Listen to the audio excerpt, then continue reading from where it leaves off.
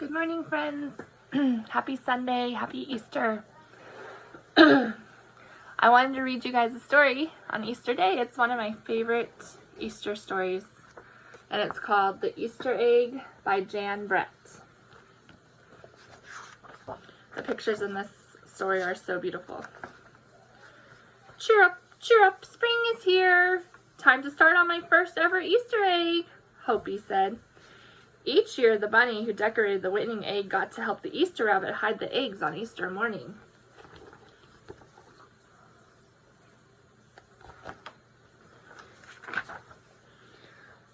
Hoppy had been dreaming about being that bunny all year long. Now it was time to get started.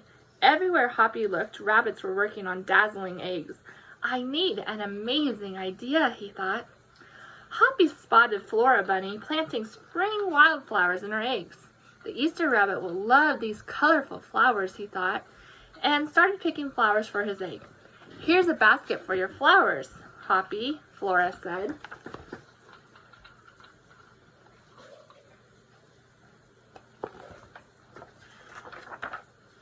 Chop, chop, scrape, scrape, Hoppy spied Buster Birch carving a magnificent wooden egg. I wish I had some wood for my egg, he wished out loud. Here you go, Hoppy, Buster Birch said, and he put a smooth round piece of wood in Hoppy's basket. Thank you, Buster, Hoppy said.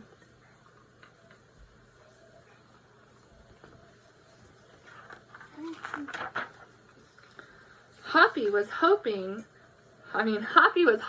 along when the smell of sweetness led him out of the woods and straight to chocolate egg that Aunt Sassafras was decorating with creamy frosting squiggles and bows.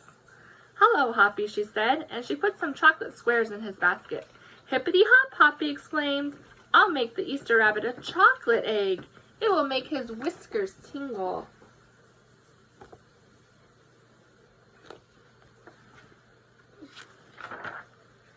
Then Hoppy saw Granny Irony decorating one of her fabulous story eggs. First, she traced a design on the egg with a special tool.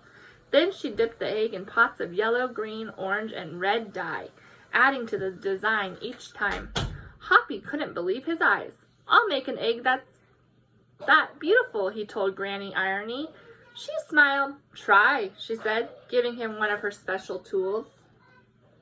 Look how beautiful those eggs are.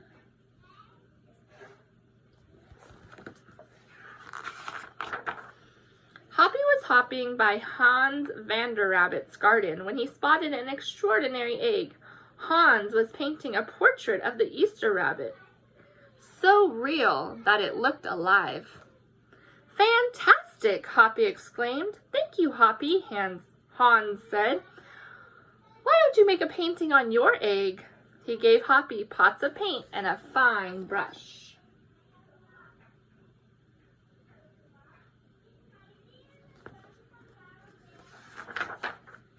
As Hoppy bounced along, a loud boing nearly knocked him off his feet. It was a whirling, twirling, mechanical egg. Whoa, Hoppy said. That's an unusual egg. Would you like to make one? Roberto asked. Hoppy tried hard, but the harder he tried, the more parts and piles piled up around him. Thank you, Roberto, he sighed, but I think I better make the egg that is right for me.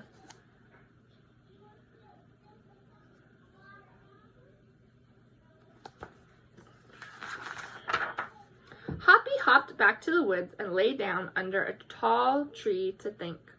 Making a beautiful egg is harder than I imagined, he thought. I guess I don't have to win. I just want to make an egg I'm proud of.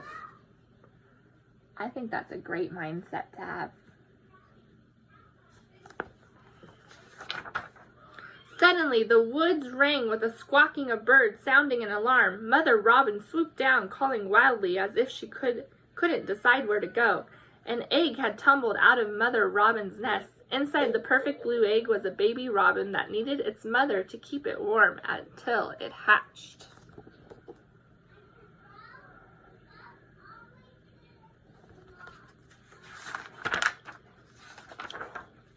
Hoppy knew what he had to do. He sat down carefully and covered the blue egg with his soft, warm fur. I'll take care of you the best I can, he whispered. Relieved, Mother Robin chirped and settled down on her other 2 eggs.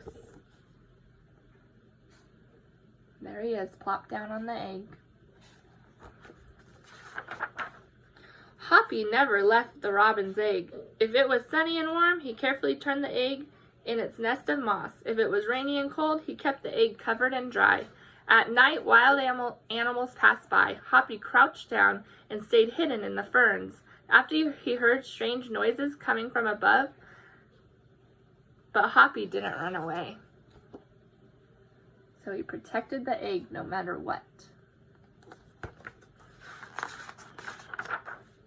Every day the rabbits worked on their eggs. Tadpoles turned into frogs, buds swelled into leaves, and Easter came closer to closer.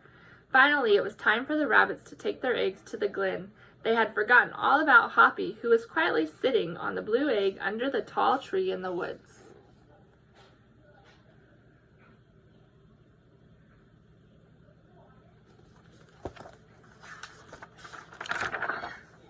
Early the next morning, the rabbits waited for the Easter bunny. Suddenly, a beautiful wagon rolled toward them out of the mist.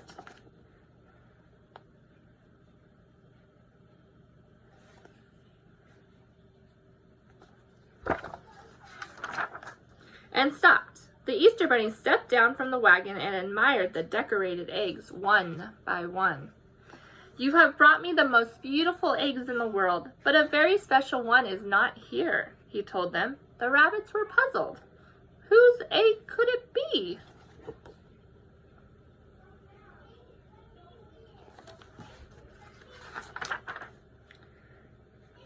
"Fill my wagon with your wonderful eggs," he said. "When I return, I will show it to you." And he disappeared into the woods. Where do you think he's going?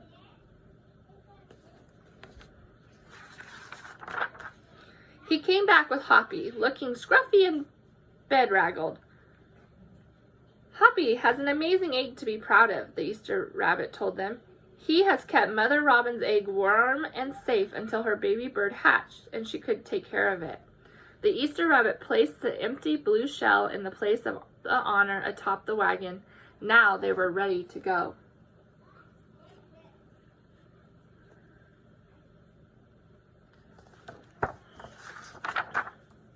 The rabbits cheered for the egg that had surprised them all. "It's our best Easter ever, Hoppy," they shouted. Then the brave little bunny and the Easter rabbit rode off together to hide the eggs for the girls and boys to find on Easter morning.